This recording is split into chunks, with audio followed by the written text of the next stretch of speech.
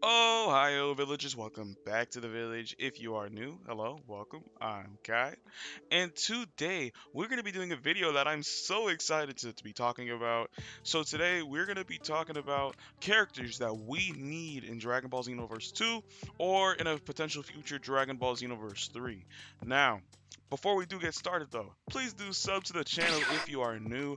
We are on our way to that 1,000 sub goal, and I hope you guys really do enjoy this video because I'm trying to put as much work as I possibly can into it. So yeah, let's just kind of get started. Alright guys, so let's get this list started. So the first character that I want to talk about, who I believe is a prime candidate to be in Dragon Ball Xenoverse 2 or a potential Dragon Ball Xenoverse 3, is Majin 21, or this is Android 21 that undergoes a transformation in Dragon Ball Fighters. So I'm going to be referring to her as Majin 21 throughout the video. So yes, Majin 21 is one of my favorite characters in Dragon Ball, period. Because, I don't know, I love 16, and she's heavily related to 16. I'm not going to spoil anything if you guys don't know. I mean, it's been out for a while, but still, she's related to 16, and I love 16, so 21, automatically love her. And then the Majin form she gets, it's so amazing, guys. Like, I really love this form so much. The way she walks, the way she talks, everything's just so amazing.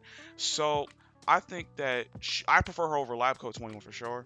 I think that she would be an awesome character to be able to play as because she has a unique fighting style in the game of fighters, and they're gonna incorporate obviously how she fights there and bring that into Xenoverse 2 if she is a future DLC or just the character we get. So yeah, I do believe that she would have one of the more interesting combo strings because she does attack a lot with her tail, similar to Frieza and such.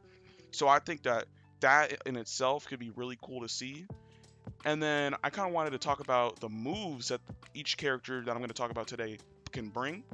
So to start, I want to talk about, we already do have Total Detonation Ball from Lab Coat 21, but hers is different from Majin 21. Hers is like she jumps up in the air and throws it, while Majin 21 in Fighters, she like kind of makes like does a hand sign and then not a hand sign, but she uses her hands and then blasts it straight at the opponent. So I think that they can be applied differently in Xenoverse. So it'd be really cool to have them maybe make Total Detonation Ball Majin or something, that like put in parentheses her name. That way you can differentiate it still. Or what they've been doing a lot lately, just giving original characters different versions of the same move. They could do that as well. Like Blue Gogeta has Super Kamehameha, but he can absorb it type thing. Um, so that's like one super that I think she could have, and that CSEs. I feel like that'd be really cool for CSEs to see that in the game. But the second move that would be a little weird, is Concierge's stab or slash. That move basically she stabs her opponent and then throws them away. In fighters, you're actually able to like take one of their moves, so that could be interesting applied to Xenoverse. I'm not exactly sure how they do that. In all honesty, I think that the character, your CSC or whatever, would just get a buff over just stealing a move. I think that's how it would work over just hey, I got your move now, haha. So I think that's how they do it. But either way, it looks really cool how she kind of just stabs you and then throws you down. I think that looks awesome. Sorry if I'm using a lot of hyperbole in this video. I really do just love Dragon Ball, so I get a little hype over it. But yeah, I think that could be a really cool super to see in the game. And then lastly here, her ultimate. I think that she would obviously do the not excellent full course. The move where she throws out a candy beam type thing and then she eats her opponent. I think that would be so cool to have in the game. I don't know if our CSCs would get it. I feel like I'd hope so, because we don't. I don't think we have a cookie beam from Majin Buu, but I would be so happy, even if it's a Majin only type skill. Whatever, I don't care. I want to be able to turn my opponent into a cupcake, eat them, and then that's how they lose. You know how sick that'd be? That'd be so cool. Um, but yeah, that'd definitely be one of the ultimates she comes with. And then another ultimate, I think she'd have that excellent full course. I think 21 already has it in Xenoverse 2, so I think that Majin 21 would also have that because she's the one who originally used it in Fighters, so I think that would make sense for her to have that as another ultimate. But I think that the moves she comes in with, they're gonna be really cool. So yeah, let's move on to the next character. All right, so moving on to the next character that I want to talk about, I really want to talk about Budori, but I want to talk about Ikari Broly or Wrathful Broly, however you know him as, because there's like with transformations in Dragon Ball Xenoverse 2, this is one of my biggest pet peeves about the game. They don't like to have characters that awaken for some reason. They don't like to have a base Saiyan go Super Saiyan from a DLC. They don't do that. The only Saiyan that's done that is Kaba. That's it. Or just the only character in general. We don't have full power Bojack. We don't have Super Android 13. Hint, hint. So I think that it's a little annoying that keeps happening. Either way, I still really want to see Ikari Broly that maybe could transform into Super Saiyan or just stays Ikari. Either way, I want that character in the game because Broly from Dragon Ball Super is one of my favorite characters now. Like he's like top 3 probably. Like Trunks, Vegeta, him, or Gohan's up there too. Like Broly is really awesome. So I think that Ikari Broly, he did a lot of cool stuff in the movie that we could definitely see. And if he transformed into Super Saiyan, that also allows him to have a little bit more moves that we don't have in Xenoverse yet. Um, I'd like to see, for starters, this is probably an ultimate when he throws a gigantic ball of death in the movie. It isn't Fighters 2, but it's a lot smaller. I feel like it's not good like scaling for how big that ball was. So like I'd like to see that in the game as an ultimate. I wanted to start with that because that just was that move when I saw that in the movie, I was like almost crying like, "Jeez." It was really awesome. So the next move I want to talk about now, Broly, he has like a lot of type of grab moves, so he definitely get a new grab. I think that he'd have like, in the combo you should be seeing here, he grabs and then like key blasts you with his chest type thing. I think, I know it's crazy, but I think that would be a really cool one. I think that's a good choice for a move that he could do in Xenoverse. It most likely be a grab. Like his new moves are going to be grabs, and then if he does end up turning Super Saiyan, he also does have the little AOE type attack where he just shoots out a bunch of key blasts coming off of his aura. Sort of like similar to how maybe Assault Rain would work. I think that could be an interesting pick as well. All right, so the next character that I wanted to talk about today, he's means a lot to me personally, is Master Roshi. Master Roshi, I feel like it's almost criminal that he's not in Xenoverse at this point. He is one of the most important characters to the entirety of Dragon Ball. So for him not to be in the game, I feel like it's really messed up. Now, I'm kind of going to go straight into this a little bit quicker, but Roshi, I think he can bring some cool moves because we already do have a lot of his moves like Lullaby Punch, the Storto style, Thunder Shock Surprise. So I think a move that we could get, and it's from Fighters as well, but it's not from Fighters, but it's in Fighters as well. It's like a little small key blast in the Tournament of Power. He actually used it to break the seal. So I think that would be a cool way that he can get a new move so he doesn't have just nothing to bring to the table with this DLC. It's a little flick. Maybe you can just stun your opponent real quick, and he can actually call it back too in Fighters. So maybe they can do something weird with that. He also does have the Evil Containment Wave, or also known as the Mafuba. That would be such a cool way to end someone, such a dirty way to end someone in a fight. Like you just Mafuba, and then seal him away, and then he put the lid on the jar. Yo, that would be so awesome if you just go online and cheese people with Mafuba. I know it would be toxic. It would be so toxic, but it would be worth it for sure. But again, maybe also Roshi could bring the strongest Kamehameha, the one that he used in the Tournament of Power. That could also be a cool move. I don't know what they do with it. I mean, I don't know how it'd be too different. Probably just be like a 4 or 5 bar and like a really huge Kamehameha wave. Yeah, that's probably all they do. But still, I think that Roshi is an important character to have in Xenoverse. And I think this is a good way to bring him, a good time to bring him. Because people are still hype on the Tournament of Power. They're still trying to draw from Dragon Ball Super with Xenoverse 2. We're still going to keep getting Dragon Ball Super content in Xenoverse 2. So I feel like Roshi is a good prime candidate to add into the game. But yeah, let's move on to the next character. Alright guys, so I kind of hinted at this earlier.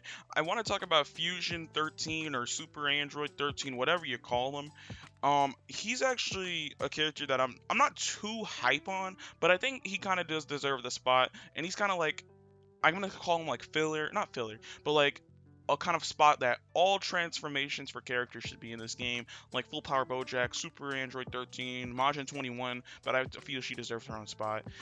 So like this is kind of talking about all of them. I think that those characters are really overlooked in Xenoverse for some reason, and they like, oh yeah, Zarbon's second form as well. I would like to see in the game.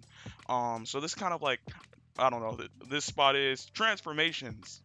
I really do want to see more of that in Xenoverse. Transformations is a big part of Dragon Ball, so to not have them in Xenoverse is a little odd. And I've talked about this before that Woken skills are like my favorite content in the game, whether it's for original characters or for our CAC. I really want to keep seeing them come. But yeah, Fusion Android 13 I think is a really cool character. Again, I'm not too hype on him, but I think his attacks could be interesting to see.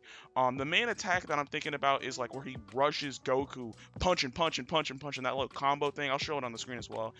And then he can end it with like an SS Deadly Bomber or something. I think that could be a really cool ultimate for our CACs to steal from him. But yeah, Bojack, he has his I don't even know what it's called. It's two big green key blasts that he throws. That's it. We could see that as a move as well. Those are the two I'm going to be using as examples. But either way, I want to see more transformations, Xenoverse. Don't leave me hanging. Please stop doing that. But that was kind of just warm up. We're going to be getting to our last pick here, and I really hope you guys have been enjoying this video. And if you have been, please do sub to the channel and like the video. Shows me that I'm doing something good. So yeah, let's wrap this video up with the next pick. All right, guys, to wrap this video up, we are going to be talking about the beginning. We got to go back to the beginning. Everybody get in your time machines.